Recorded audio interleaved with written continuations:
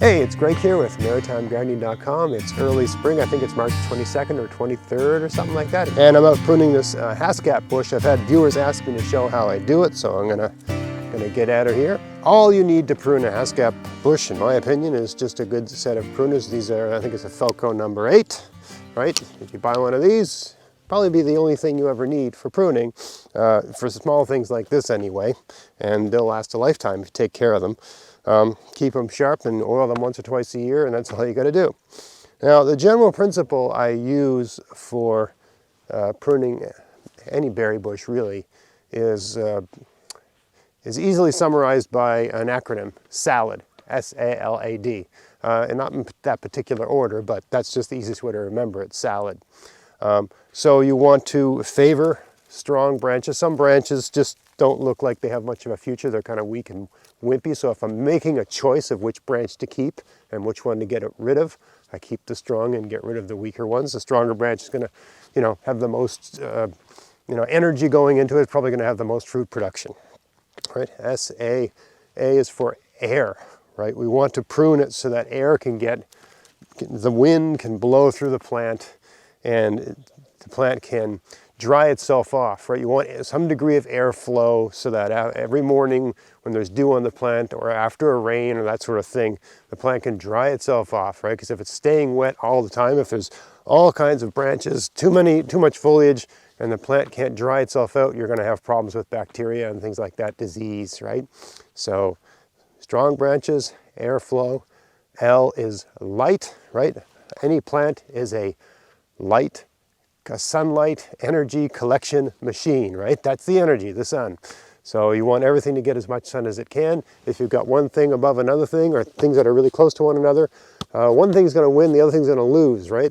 Every single branch is trying to get as much sunlight as it can. If you've got one branch shading another branch, the other branch really doesn't have much of a future. So you might as well have the plant devoting all, you've got the roots are drawing up water and minerals and nutrients from the soil, right? The branches are collecting, they have leaves and they're collecting sun energy. So you want maximum resources from the ground going into the branches that are getting maximum resources from the sky, put it that way, right? So we remove things that are competing for light in a way that doesn't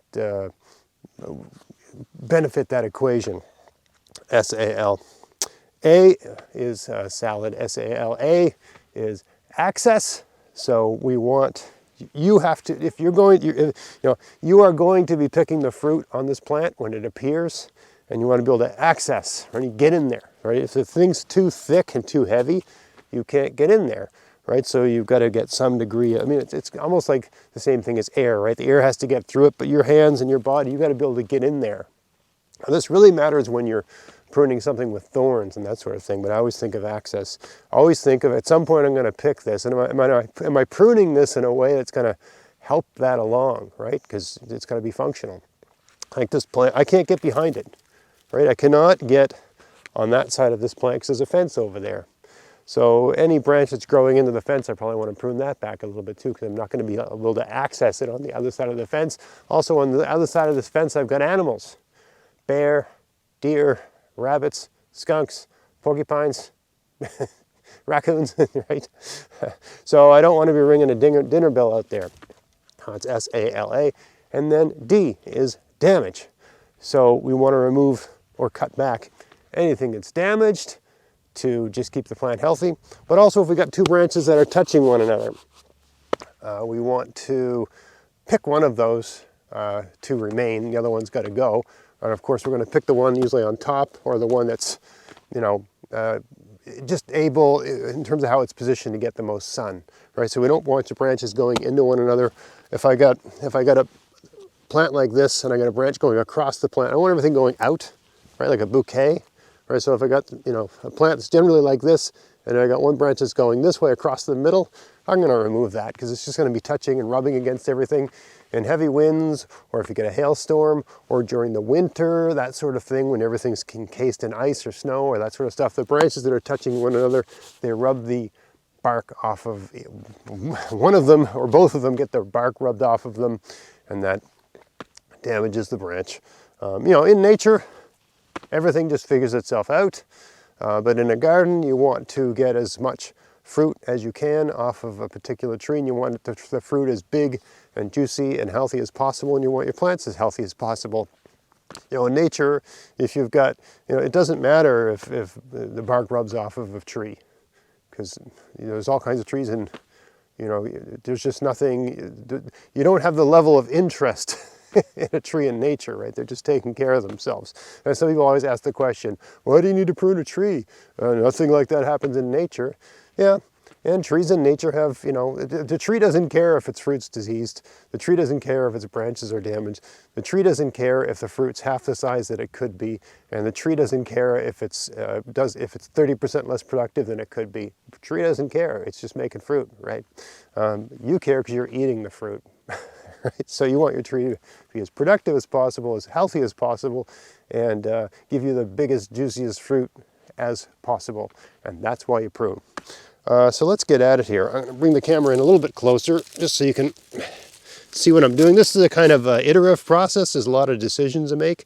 And one other thing you need to remember about pruning, because it can be, you can stand around and second guess yourself forever trying to decide where to start. It's important to remember that you shouldn't remove any more than 30% of the material on the bush or a tree or anything like that. It can put the plant in a kind of shock state. So easier to just shoot for 25%, right?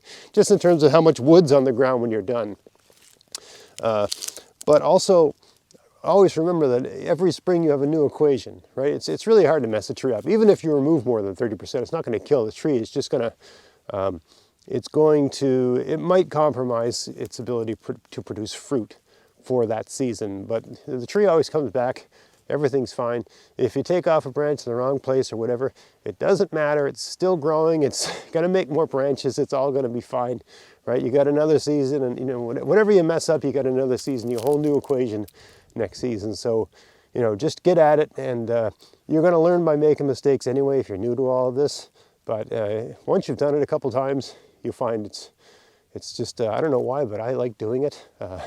The other thing I always try to do is I'll try to remove lots of material from the tree, do a good job pruning, but I always try to have it look like I didn't do anything at all when I'm done. Right, where, you know, if you look at the tree before and after, it kind of looks the same, but there's a pile of branches on the ground. I always think if you've done a good job, that's kind of effect. Yeah, let's get the camera in here.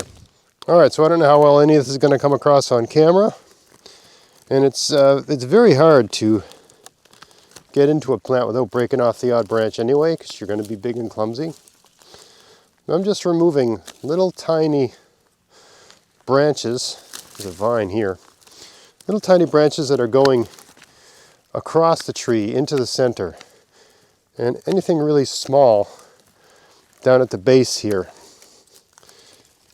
Okay, these are just all little branches that I don't think have much of a future. They will put out foliage. There, I got a thing here that's kind of rubbing against the tree. This one's bent right back down into the ground, so I can pull that out. There's another little branch that has no future. Right, some people start from the bottom and work their way down. I like to start from the top and work their way down. I like to start from the bottom and work my way up. I don't like to have too many branches stretched out across the ground.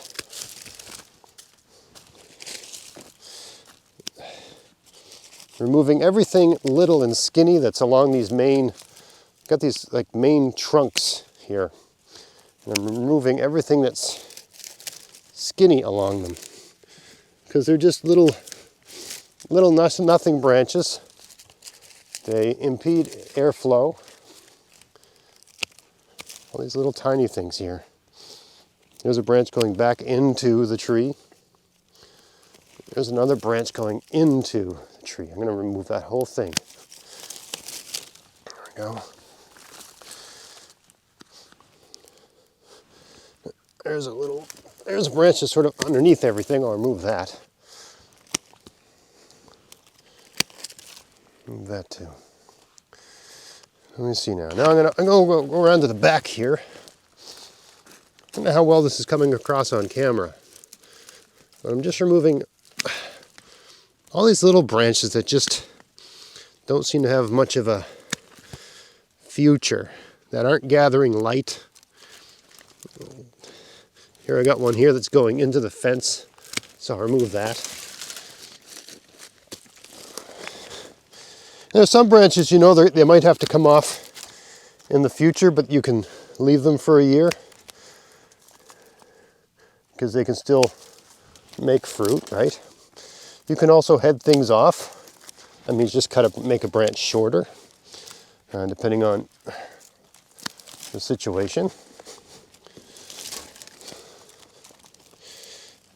There's a little tiny thing there that's not doing anything.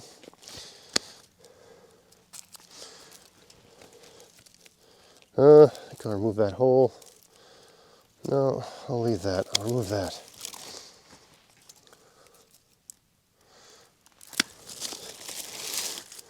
I think anyone that says they know exactly what they're going to do when they start pruning, it's a decision-making process. You got to remove some stuff, right? You can't just leave everything on there. I mean, you can, right? You can leave everything on there, but I think your plant will do a lot better if you remove some stuff. Remove anything that has no future. Remove anything that's just not going to gather much light. And everything that's sort of wimpy and spindly and just not going to bear much fruit. You can kind of tell by looking at a branch. It's got just a vitality to it. At least I think you can anyway. I certainly feel that way. Maybe I'm wrong. Okay.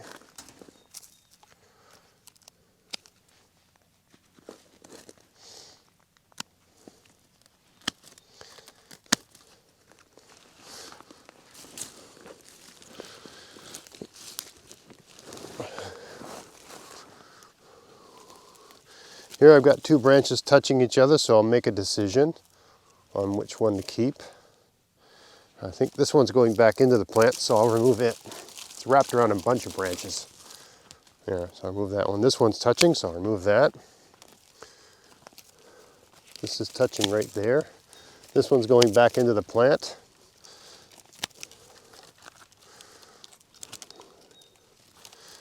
There's one here that's kind of spindly compared to the others, so I'm just going to take it off the bottom. There we go.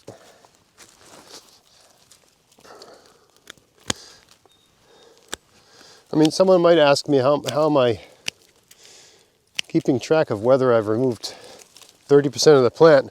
I'm just looking at the pile of stuff on the ground. It seems like I've made a lot of cuts, but I haven't removed that much, really. Here I got a weed that wrapped around that. Move those ones there because they're underneath. Yeah, that can go away. I think that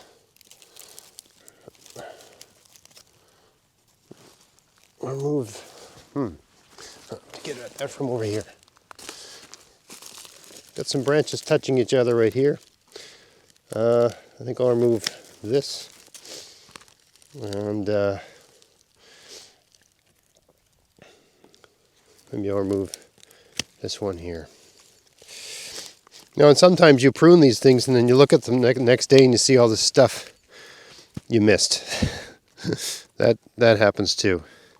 When you're pruning, you're in this weird state where you're kind of focused on what you're doing and you're not really taking that step back. Oh, there's another branch that's touching, so I'll remove that. I think I've just about got it. I got a couple. Those aren't really touching. They might touch next year. I got two branches that are getting really close to one another. Maybe I'll just clean up everything that's on one side of it. That'll probably be okay. And I'll remove these too. These little ones down here. So I removed a lot of stuff from the lower part of the plant. It's not getting as much light anyway. I removed everything that's touching. I removed all the little skinny, spindly, little branches. Yeah. So, I think these are in danger of, these are kind of touching. But they're not exactly touching. I'll leave those for a year. It's okay, if something looks like it's going to touch another branch, but it's not touching yet, you can leave it for a year. Right? I mean, what you want the plant to do is gather sun energy. Right? So if you have a branch and you know it's going to produce, but it's going to be a problem in the future, you can just let it produce that, for a year or two, and remove it in the future. These two are touching here, so I'll remove that. There. Okay. So, I mean, I could go at this thing forever. Never tried to cut someone's hair, it's kind of like that. I've tried to make nice clean cuts. You got a nice sharp pair of pruners, that certainly helps. But I think I've cleaned this up pretty good. You really can't, I've removed, I don't know, see if I can gather this up. A lot of the pieces I cut off were tiny, but it's about this much material with, there's a little bit more. There's small, tiny twigs and stuff that came off, right? But I removed about that much material in total, a little bit more, but that's about it. So I don't know how obvious. I mean, so there's the material I removed from the plant, right? And there's another branch there. So it was like a handful of branches. I don't know if you can tell. Oh, look, this is the thing. You step back and you see these two are touching here. I'll have to remove one of those. Let's see. These two are touching. I'm going to remove that. I'm actually going to go right down here. I'm going to go right down here and cut it off right there. Move the whole thing. And now you can't even tell I took that out, right? Anyway, I think that's good enough. It looks more open. Looks like one of the principles they say is it should be like a bird can fly through it. It looks like that. It's going to be easier to get in there. Look, there's another. These two are touching right here. It's always the case when you get in and look at it. You discover things. There we go. And this one. Yeah, that's good. I'll move that too. And that. Gotta stop. Anyway, I think I've opened that up enough. I think I've removed, maybe 20% of the plant. I don't want to go much further. I think it's good enough for this plant. It's going to get lots of light, lots of air, and it's going to be relatively easy for me to get in there when it's time to, or actually it's my kids who end up doing the stuff, picking the fruit. So that's all you got to do to prune a Haskap bush, or really any berry bush. Just remember that acronym salad, trying to favor strong branches, improve airflow, light. You want everything to have access to light. You have to have access, right, to the plant for harvesting purposes. And damage, removing things that are damaged and removing things that are going to damage other parts of the plant. A plant like this, any one of your Haskap bushes, or I've got Saskatoon over there, I've got some blueberries over there. It's 5-10 minutes is all that really takes a season. You do it around this time of year, right? I mean, you can do it. There's different arguments about when you should prune stuff. I've talked to much better gardeners than me, arborists, people that are you know, certified master gardeners, that sort of thing. And they prune their plants whenever they feel like. I prune them in March because I got nothing else to do out here. The ground's still frozen. You can see I'm wearing a toque and some gloves. And actually, even with these on, my fingers have gone numb over the course of this video. So I really got nothing else to do in the garden, so I might as well be pruning, which I kind of enjoy, especially if I get a nice, it's a bit overcast, a nice sunny day outside in the garden pruning. Oh man, that's just a perfect morning, weekend morning for me. So I hope you found this video interesting. If you did, please like, share, subscribe. Until next time, get out there, get at it, have fun in your garden. Thanks for watching.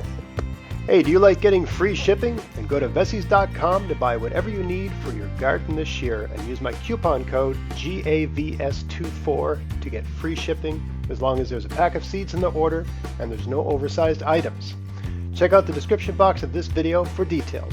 You can buy everything you need from Vessies. They have seeds, fruit bushes and trees, soil amendments, pest solutions, tools, clothing, and lots of other stuff too. So yeah, if you want to help support everything I'm doing here and you like free shipping, and they sell something you need, buy it from them, use my coupon code.